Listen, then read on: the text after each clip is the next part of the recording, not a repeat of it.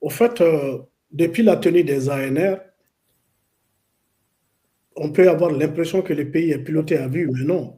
Le Mhm, pays est plus géré par ses résolutions, comme je l'ai dit, mhm, qui sont surtout liées à l'accord d'Alger, mhm, car le fil conducteur de cette transition, c'est l'application de l'accord d'Alger, c'est ça qui est dans la charte de la transition, et c'est ça qui guide les grands axes mhm, qui sont définis dans la charte comme étant les moteurs du processus de paix.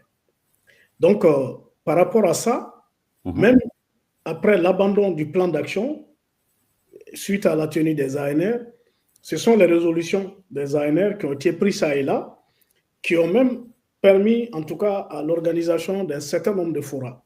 Comme je mhm, vous ai dit, ces forats qui sont aussi eh, des processus confiscatoires du pouvoir, à la fois le dialogue intermalien, mhm, parce que dans l'accord, c'est dit qu'il faut que les Maliens s'asseyent, qu'ils discutent, qu'ils se comprennent pour son application, mais aussi il y a, comme on appelle la charte pour la paix, qui a été aussi diligentée.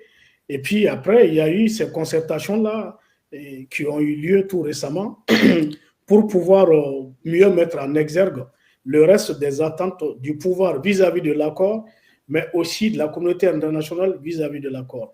Donc, mhm, on peut avoir l'impression que le pays était piloté à vue, mais non. Il y avait, comme on appelle ça, les résolutions des ANR qui ont même été déclinées par le ministère de la Refondation, parce que tout ça se fait sous la coupole de la Refondation, bien sûr, mhm, selon ces grands axes. Hein. Donc, du coup, c'est en marche au niveau de l'administration, au niveau de la justice, au niveau de... En tout cas, tous les secteurs vont être touchés, y compris les partis politiques, tout ça.